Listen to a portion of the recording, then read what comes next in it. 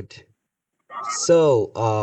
Welcome everybody to another episode of the Sepolia Odyssey, and we are going to be going on with our Speedrun Ethereum challenges. Today we've got the over-collateralized lending challenge, and that's an exciting one. It's probably going to be a tough nut to crack, so you guys better snap your fingers and crunch your knuckles, and we're going to try to do this one.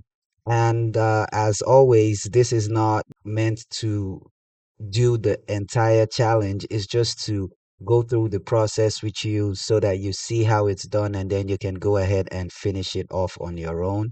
So that's what we usually do. And for those of you who are joining us for the first time or watching the replay for the first time, the Sepolia Odyssey is a program which we have at P2E Inferno to basically help people learn about the blockchain and how to use it by going on different quests and bounties, tasks, and things like that by using the test net, which is risk free, so that you would gain the experience without having to pay the price, and then you would know how to do it on a live blockchain. And so, as part of that Sepolia Odyssey, we also go through the Speedrun Ethereum challenges, and we've been doing one for each month since January. And so this is the sixth one, I guess, because this is June and it's the 6 month. So for this month, we've for the first one we did was the simple NFT. The next was the decentralized staking app. We also did the token vendor and the dice game. Then we went on to do the DEX, and now we are taking on the over-collateralized lending challenge.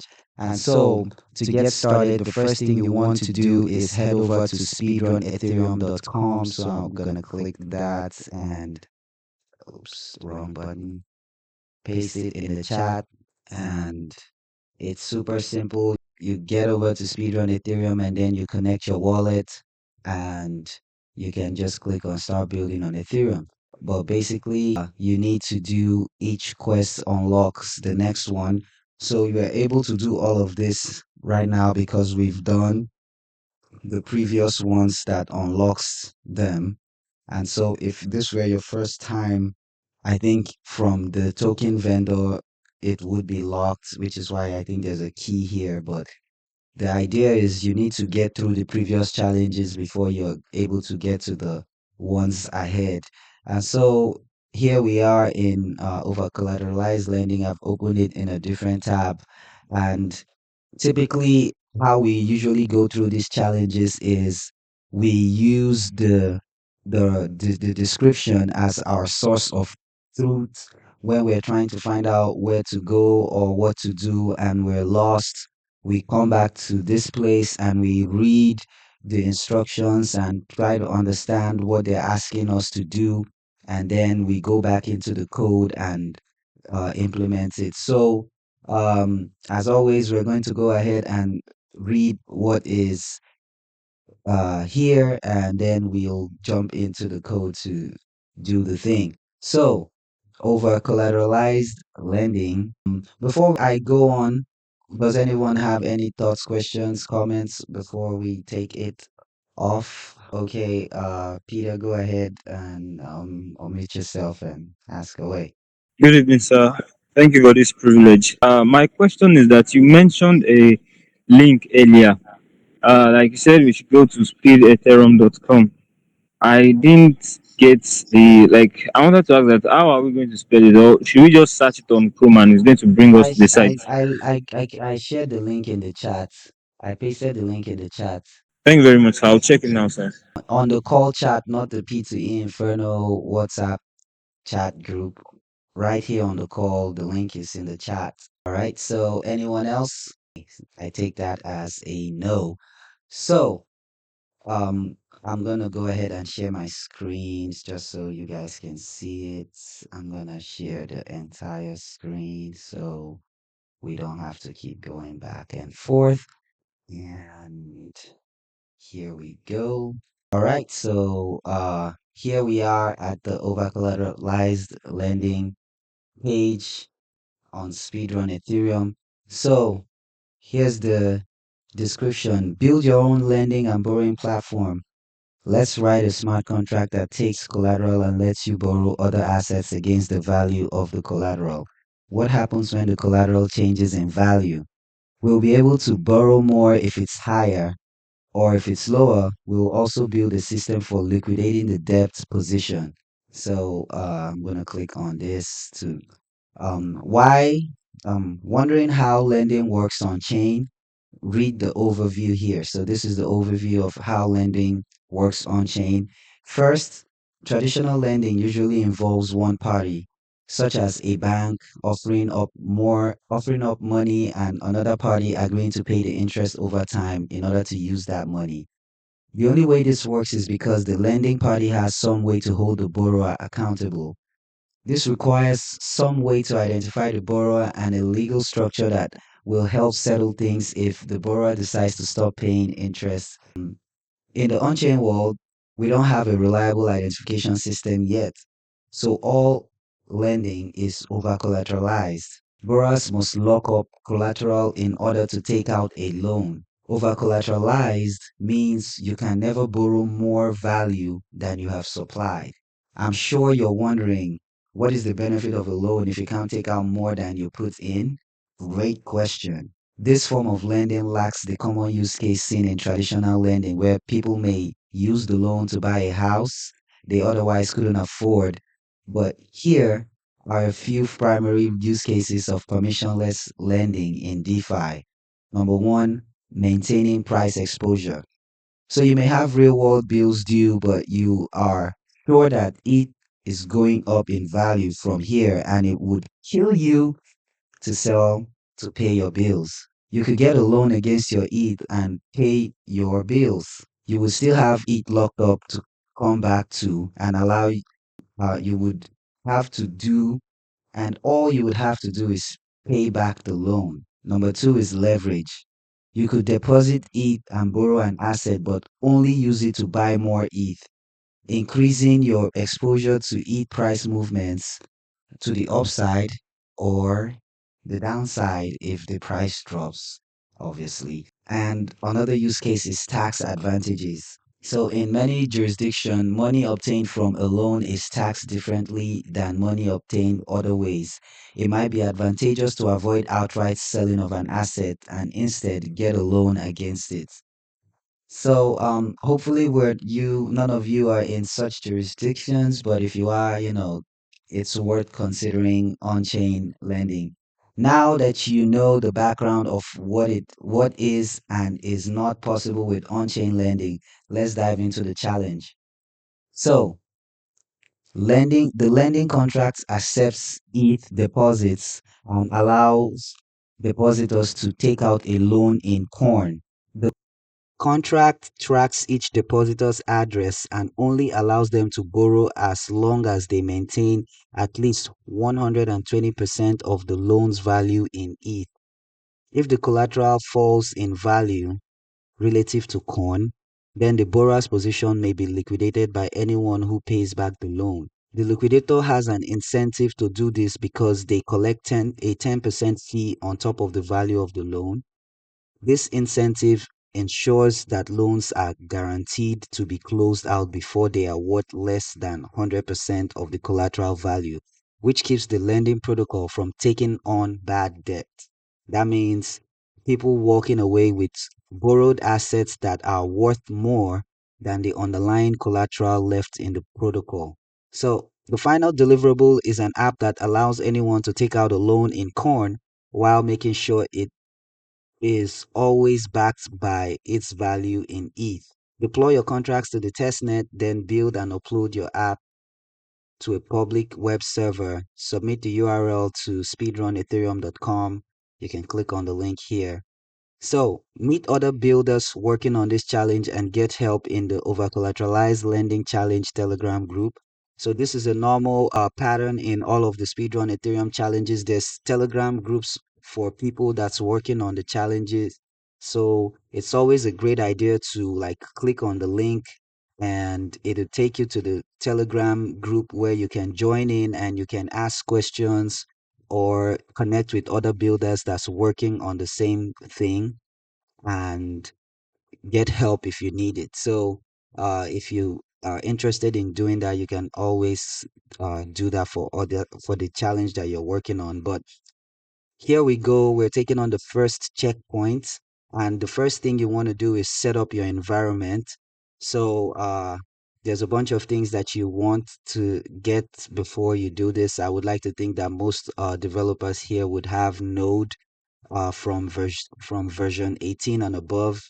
So you also need Yarn V1 or V2, and you also need Git. So once you have those things available in your laptop, next thing you want to do is you want to copy this line and head over to your terminal and paste it. So I see someone has a question. Go ahead. Two people. So Emmanuel, I think I saw your hand first. You can unmute yourself and ask away, and then Peter, you can follow after that. Yeah, I was wondering, in place of yarn, can I use NPM? NPM. You might run into problems with package dependencies. So you need to have Yarn because the dependencies are kind of different, the packages. How about you, Peter? What did you have? Okay, there's another So hand. thank you very much. Thank you What? very much, sir. Like, I want to say that your screen isn't visible, sir. It's not? Yes, I can't see it, sir. How about anyone else? You guys can see it too. Yes. Is that the same thing you wanted to talk about, Vianney? The same thing I wanted to. So let me try to understand where this is coming from. Can you see the web page here, the Speedrun Ethereum page here? Can you see that? No. Wow. Let me stop presenting and try again. I didn't know my screen was not visible this whole time. How about now? What about you, Samuel? I see you have your hand up. Samuel, do you want to unmute yourself and speak? So, can you guys see the VS Code screen? I'm not sure if anyone is saying yes. Could you guys see the VS Code? Yes, we can. All right, great. So, we can move on. So, once you have the dependencies, you copy the code here, head into your terminal, then you paste it and hit enter so that the packages can install. But I'm not going to do that because I already have, and I needed to do that because it takes a while to get done. So I didn't want to waste time watching that happen on the call. So once that's done, the next thing in the same terminal, start your local network. So what you're going to do is you're going to copy this, and this obviously is built with Scaffold ETH. If you haven't checked out that tool, you definitely want to check it out. I'm going to drop the link in the chat as well. So Scaffold ETH is a tool built by the Build Guild for building smart contracts and decentralized application really fast. It's built with Next.js and TypeScript, HTTPS, and it's using modern tools like WagMe. It can have your smart contracts in Hard Hat or Foundry, scaffoldE.io, just to make sure that's exactly the right link. I'm gonna click on it to check. So that's correct. It's the right link. So you can head over to that link and see more information about Scaffold, the documentation and everything. So back to the code. Using Yarn chains starts your local blockchain, which Scaffold it provides for local development. And then uh, we're going to go back to the description. In a second terminal window, deploys your contract locally.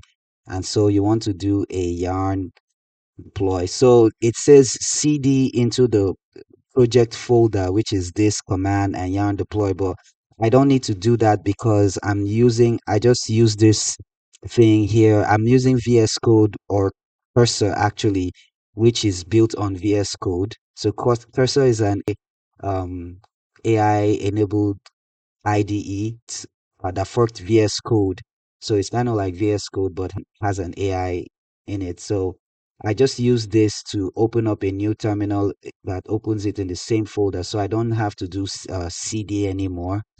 Otherwise, if I opened a new terminal, I would have had to CD into the project folder. So doing yarn deploy is going to deploy the contracts you have in your hard hat folder. You have hard hat contracts. So running the command yarn deploy deploys the contracts you have here. And it's not just going to deploy it automatically. You need to create a deployment script like this, which is already done here. So there's a deploy contract script that basically deploys condex right here. Await deploy condex, and then there's that. And same thing for the lending, deploy the lending contract. And also, so this script basically deploys all the contracts, and that's how it works. So if you were to add a new contract here, you can either create a new deploy script by copying this one, duplicating it, renaming it, of course, and then editing the content to match the contract that you want to deploy, or you could just add it to this one, just like this file does here. It just adds each new contract to the file and it goes on to deploy it. So we're not going to focus on this. If you want, you can take a look later to see how it's done. So we're going to head back here and see what the next command is. And so the next one is in a third terminal window, start your front end with this command. And I'm going to copy the yarn start because again, I'm going to open up a new terminal window here and wait for that to come up. Hit yarn start. So my PC is a little slow. There's a lot of things crammed up in this computer. So sometimes she gets a little lazy. So while that is cooking up, we're going to continue reading the instructions. So the next thing is going to this page. I'm going to control click that to open it in a new tab. And while that's loading, we'll go on to keep reading the instructions. So restart yarn chain and then run yarn deploy whenever you want to deploy a new or updated contract to your local network. If you haven't made any contract changes, you can run yarn deploy dash reset for a completely fresh deploy. Hope that makes sense. And so we are moving on to checkpoint one, the lending contract. So we're still waiting for this to load here and so we can check it out. I don't think there's anything there for us to see until it's done. So a lending platform needs these three primary functions: one, lending; two, borrowing; and three, liquidation. For this challenge, we will not focus on the lending aspects as much as the other two. We will assume that the people have already supplied the lending contract with the borrowable coin. In a real system, the borrower would be charged interest on the loans so that the lenders have an incentive to deposit assets. But here we will just be focusing on the borrow side of the market. So it says navigate to the debug contracts tab. You should see four smart contracts displayed called CoinDex, lending, and move price. You don't need to worry about any of these except lending, but here is a quick description of each. So before we go on and read the description, let's head over to here, the tab, and see what it is because it's loaded.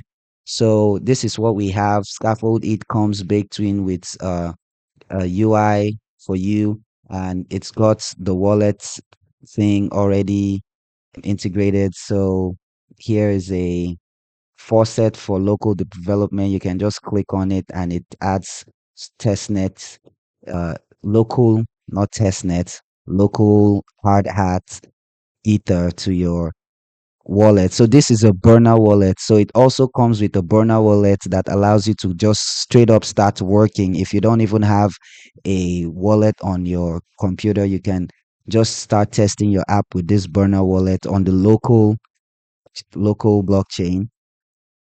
But if you don't, you can disconnect it and then you can connect your MetaMask which I'm going to do, and let that load up, connect. So now I can just click on this and I'll get a bunch of local ETH in that account. So this is the debug contracts tab. If you look at the top left corner right here, so I'll click on debug contracts so we can check out the available contracts that was mentioned here. It says there's corn, dex, lending, and move price. And here we have them corn dex. So this is another thing that the scaffold it uh, framework really does well. And it's basically giving you this UI that lets you interact with your smart contract directly. So you don't need to go to an Etherscan or anything. You can just come to the debug contracts tab and you can start interacting with your smart contracts and testing to see how it's working, if it's doing what it's supposed to do. So there's the Corndex, lending, and move price contracts all here as stated in this description. So here is the quick description of each. The corn, this is the ERC token that can be borrowed. Corn Dex is the Dex contract that is used to swap between ETH and Corn, but is also used as a makeshift price oracle. Lending is the contract that facilitates collateral depositing, loan creation, and liquidation of loans in bad positions. Move price is the contract only used for making large swaps in the DEX to change the asset ratio, changing the price reported by the DEX. So I think this changes the ratio of the tokens and changes the price reported by the DEX. And so the next thing is go into this folder packages slash hard hat slash contract slash lending dot so is where you will spend most of your time. So below is what your front end will look like with no implementation code within your smart contracts yet. The buttons will likely break because there are no functions tied to them yet. So let's take a look at that. I think this is the place. If we head over to dashboard, we would be able to see this UI that is shown here. So let's see. That's still compiling. Meanwhile, let's head over to a code and check out. I'm just going to hide this for now and go to the lending.so. So if you head over to your project packages, hard hat, like they said, contracts, lending.so, you're going to find a contract here, and there are some functions here that needs to be implemented, and that is what the challenge is about.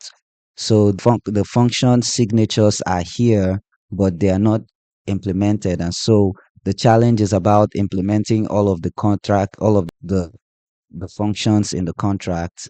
So I will be able to go through some in this challenge, and then you guys will have to go on to tackle the rest of them on your own to complete the challenge. So far, do we have any questions, comments from anyone before we move on? I guess not. So if you do have a question, you can always unmute yourself and ask, interrupt me and ask away, because I may not be able to keep checking in and trying to find out if anybody has their hands raised. So here now it's loaded. So this is the dashboard, and mm, it looks nice. This is the corn price to ETH. So I think if we try to do things, it might break. This address doesn't really have any corn, so it's not possible to do any transfer. But all right, let's continue on. So goals, review the lending.so functions and envision how they might work together. So let's go on and do that. Let's just look at the contracts. I'm trying to hide this, but no. So we have a bunch of errors, custom errors here. We have invalid amounts, transfer failed, unsafe position ratio, borrowing failed, repaying failed, position safe, not liquidatable, insufficient liquidator corn. All right. And then the contract is ownable. So it's got some private constants, collateral ratio, liquidator reward. And then this is the corn and corndex declaration using these contracts that were imported at the top. So we didn't touch on that, but obviously there were some packages imported for the contracts. And then we have some mappings here, user collateral and then user borrowed. So this is the user's collateral balance and then the user's borrowed corn balance. So we have some events as well. When collateral is added, it emits the user, the amount, and the price. Collateral withdrawn, same thing, user, amount, price. Asset borrowed, user, amount, price. Asset repaid, same thing, user, amount, price. Liquidation, user, liquidator, amount for liquidator, liquidated, user debt, and price. And here's the constructor. It takes in the corn dex and the corn, and it assigns the caller of the function as the owner, and it basically just initializes the corn dex, the corn, and approves this contract to spend corn. I suppose that's what we're doing here. So that's on the constructor. And so now we have some functions here. Note it, so just an information allows users to add collateral to their account, allows users to withdraw collateral as long as it doesn't make them liquidatable, amount, the amount of collateral to withdraw. So this takes in a parameter for of amount to it. And the next one is calculates collateral value, which takes in one parameter, which is the user, and it returns the collateral value. This calculates the total collateral value for a user based on their collateral balance. And I'm not going to go through, or maybe we should just go ahead and go through all of them. And the next one is calculates the position ratio for a user to ensure they are within safe limits. This might just take too much of our time, so I'm not going to go ahead with all of that. Let's just go on to doing checkpoint 2, which is adding and removing collateral. So that's the first thing that we are supposed to do. So the instruction here is the lending contract naively uses the price returned by corn eat dex contract. This makes it easy for you to change the price of corn by moving the market with large swaps. Shout out to Dex Challenge, which we've done. Using a DEX as the sole price oracle would never work in a production grade system, but it will help demonstrate the different market conditions that affect a lending protocol. Let's take a look at the add collateral function inside lending.so. It should revert with lending invalid amount if somebody calls it without a value. All right, that's one. It needs to record any value that the user sends to it as being collateral posted by the sender into an existing mapping called this. So let's keep doing that one after the other. It should revert with if somebody calls it without a value. So let's look for add collateral and then we want to hit enter. So it's payable. So if, yep. So cursor really helps. So this is obviously what it says. If msg.value is equal to 0, which is what it means to call this function without a value, reverts invalid amount. That's what they said, right? Invalid amount. So that's one. It needs to record the value that gets sent as being collateral posted by the sender and to the mapping. So this user collateral. So we're going to, yep. So cursor is really suggesting it all for us right now, but basically the next thing is that we want to take the mapping, which is the user collateral, and then the message.sender, the person calling the function, and then we just add the value of the amount that that they're sending when they call this function as their collateral. So obviously this user is going to have X amount of collateral in their name or to their address. So let's also emit the collateral added events with the depositor's address, amount, and the icondex.price, which okay. So this is saying we should emit the event collateral added with some of the arguments from the function call. So obviously we want to take this and emit collateral added. And if we come up here to the collateral added, we want to take this should be msg the sender, which is the user calling the function. The amount is msg.value, and this would be so let's obviously check this for so icondex.get current price. This is the function to be called. So we'll come back over here and change this, delete that. All right, so what's the complaint? All right, let's go find out what we've got going on here. The current price, obviously this is the function and it's public, so it shouldn't be telling us. So it was just my computer being slow and complaining when there wasn't really anything to complain about. So the linter thing is gone. So that's it. We've emitted the event. So let's continue on with the description. It says we are emitting the price returned by the DEX in every event solely for the front end to be able to visualize things properly. So there's a hint, and we obviously love hints. I don't know about you, but I love hints. So I'm going to click on that and see what is the hint. This method is also very straightforward. Try to solve it by following the description when you think you have it compared to the solution below. Okay, so yeah, it's just telling us, I guess it's what we did because this method is straightforward. Try to solve it by following the description. And when you think you have it, compare it to the solution below. So there's a solution down here which we're going to click. But before we do, let's go back and take a look. We follow the instructions. First thing is if someone calls the contract with zero value, it should revert with invalid amount. Next thing is we want to add the value to the user's collateral. And the third thing is we want to emit it. So I think that's it. What about you guys? What do you think? Do you think that we have it covered? Thumbs up, thumbs down.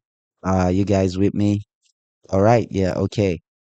So let's see what the solution code says about the function. So it said if msg.value equals zero, revert, that's good. It calls this, that's also good, and it also does the. All right, so I think we're good on this function now. So let's look at the withdraw collateral function. Don't want to send funds if they can't be. So the next thing we want to do obviously is look at the withdraw collateral function. Don't want to send funds in if they can't be retrieved now, do we? No, sir, we don't. So let's revert with first we want to head in here and hit enter to open this up. And so what is the first thing that we want to do? Let's revert with invalid lending. Let's revert with invalid amounts right at the start if someone attempts to use the function with the amount parameter set to 0. We also want to revert if the sender doesn't have the amount of collateral they are requesting. So if amount equals 0, invalid amount, that's one. And the second one is I'll just tab and then I'll like delete the others. So the second one is if the amount is greater than the collateral. So this is the mapping for the user's collateral. And then you put in the MSG, the sender, which is the user, and it says we basically just revert if you're calling with an amount that is more than what the collateral that the user has. If you're trying to withdraw something more than what the user has. And so we've done that as well. So the next thing is now let's reduce the sender's collateral in the mapping and send it back to their address. So the next thing is the mapping as well. Yep, that's that one. And next we want to send the money back to the account, which we'll be doing the call. We'll be using the call method to send ether to the caller's address. And then we want to obviously, is there a transfer failed? Oh yeah, there's a transfer failed, but let's go and see what this says here. Emits collateral withdrawn with the sender's address, the amount they withdrew, and the collateral price. So they didn't say anything about the transfer failed, but it's good. It's obviously necessary because we have the variable success. So if not success, I don't know what this, if not success, transfer failed. So we're not really required to do this, but we're definitely going to do it because it's great, it's good practice. And then we're going to emit collateral withdrawn, MSG to sender amount, and obviously the price again, just like it says here. And then there's another hint. This method is also very straightforward. Try to solve it by following the description, and when you think you have it, compare it to the solution below. So, yep, we have these two functions now. And let's see the solution code and compare it to ours. So we first check if the amount, okay. So yeah, I guess this is nice because they have it all in one line. So if the amount is equal to 0 or the collateral is less than the amount, so this is the collateral less than amount, reverts collateral less than amount, and we have amount greater than collateral is the same thing, just expressed in different ways. So yeah, basically they combine these two into one line, which is good, but it's the same thing. So the next is reduce the user's collateral, which is right here. They basically create a variable called new collateral, and they take the user's current collateral and subtract the amount, and then they take the new collateral and they replace it with this amount, which is one way to do it. And does anyone have any opinions on this? Anyone on the call? Do you have any opinions on the methods that they are using here? So instead of doing the minus equal to amount, which basically takes the collateral and subtracts the amount, they create a variable and they take that and replace the collateral with the same, with it basically does the same thing. Any thoughts from anyone? All right, no one has it. Yeah, I think Go on, go that on. would be the best way to do it, although it's a little bit more redundant. So I personally don't like to create unnecessary variables because they expand the code and it becomes hard to debug. But otherwise, I think that's the most efficient way. It's kind of like you're being very explicit in how you're writing code when you go through this approach, but we're just going to leave it this way because we're not changing this, so we're even. So for us, we're using 2 lines for this and 1 line for this, and for them they're using 1 line for this and 2 lines for this, so we're even, right? And they use just a payable transfer for this. So this is another way to transfer ether, but it is not recommended to use the transfer method for sending ETH. It is highly recommended to use the call method to do ETH transfers. So we're also not going to change our method for transferring ETH. And finally, the emit event. So that's that. And excellent. Redeploy your contracts with yarn deploy reset.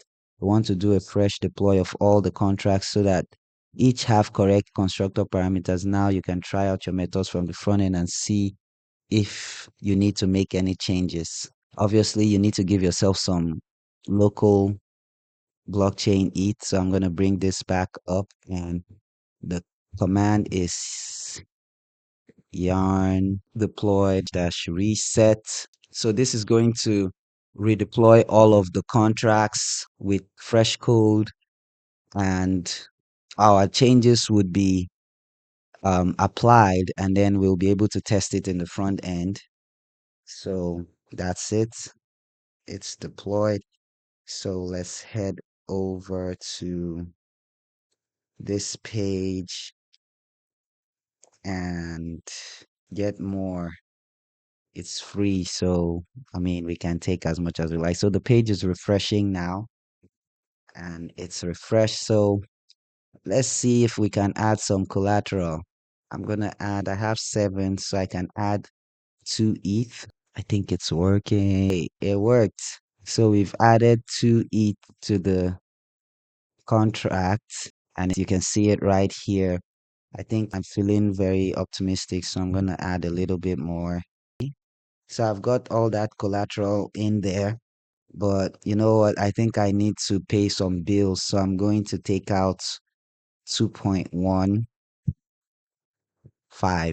random numbers. And so it looks like it's working. We can add our collateral and we can withdraw our collateral.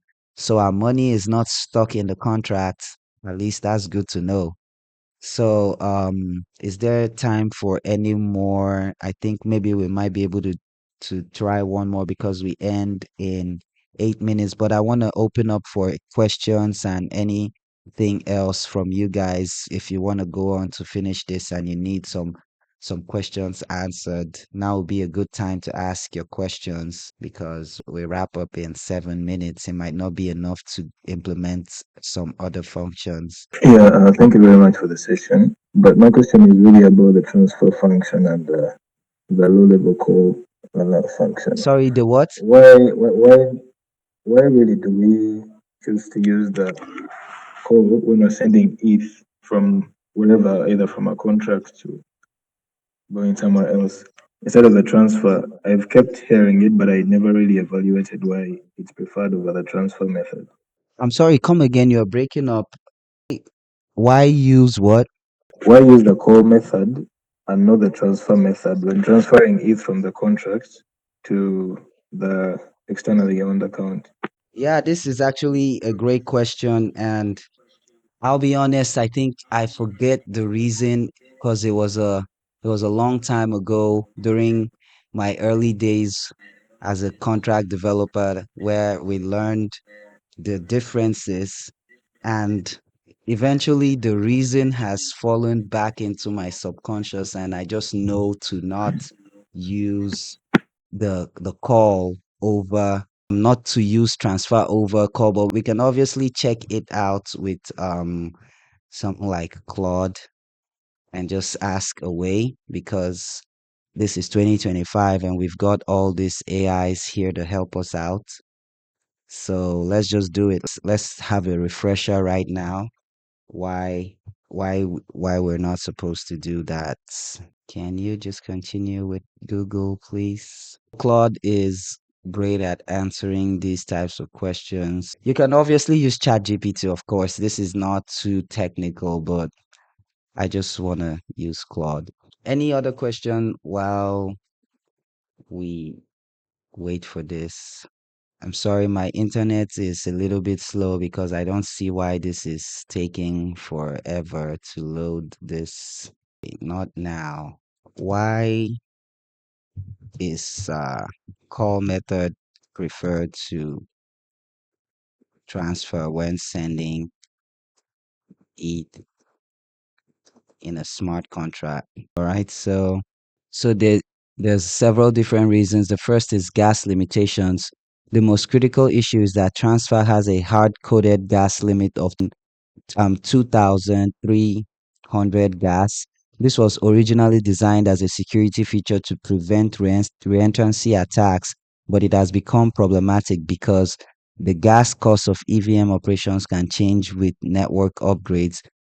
2,300 gas may not be enough for the recipient contract to execute its receive or fallback functions.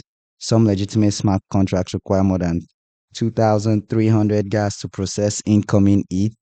Flexibility and future proofing. Call allows you to specify custom gas limits or forward all available gas, handle return values, and check for success failure. So, this is the one that we did. We're able to check for success or failure of the send, which call doesn't allow for adapt to changing gas costs in the future network upgrades.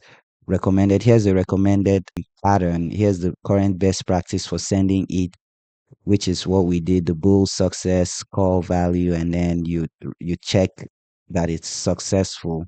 So this pattern uses the call with explicit success checking, forwards all available gas by default, allows you to handle failures appropriately, works with contracts that have complex receive logic, and obviously security considerations. While transfer was meant to prevent reentrancy, proper reentrancy protections should use the check effects. So we already did this. Are you familiar with this pattern, the check effects interactions pattern, Manuel? Okay, great, you are. So yeah, we already did that because we did our checks, we did the changes before we did any contracts interaction or transfers, and then state changes before external calls. So that was a really good question. Thanks for asking that because I needed the refresher myself. And so you can obviously move on with the pattern that we use to answer all. That's the way to complete all of the other challenges. You basically read the instructions. When you're stuck, you come back and you reread and try to understand what is required of you to get the thing done, and you'll be able to implement the rest of the other functions. You can also ask your questions in the P2E Inferno uh, chat. There's actually a developer channel, so it would be great for you guys to join that so that you don't clutter the general chat with developer questions when people might not really be interested in that. So you definitely want to join the developer channel so that you can ask developer or development related questions there. But thank you guys so much for coming on. I'm going to stop sharing my screen now and appreciate you. Hopefully, you guys would be able to complete the rest of the challenge on your own, and I'll see you on the next episode of the Speedrun Ethereum challenges for the Sepolia Odyssey. We've done a lot of development work side, and we would have to go and do some of the non-dev side of things, which would be some bounties and quests around using the blockchain and doing some things on testnet. So stay tuned for that, and thanks again. Before we wrap this up, any last words, questions, comments, thoughts, or anything? I'll take that Yeah, as I'm okay. personally glad to be here because I really thought of doing a speedrun program earlier, but it seemed really intimidating. But I think going through this session has given me the confidence. I think I can take it on. That's amazing. I love to hear that. And it would be great to see you guys taking it on. So, yeah, you can start from the first one, or you can try to finish up this. I don't think you might be able to get access to this one without doing the others. So that might be a thing. But now that you've seen how it works and how you can take on the challenges, you can head over to the first one, do the simple NFT one, and then you submit it.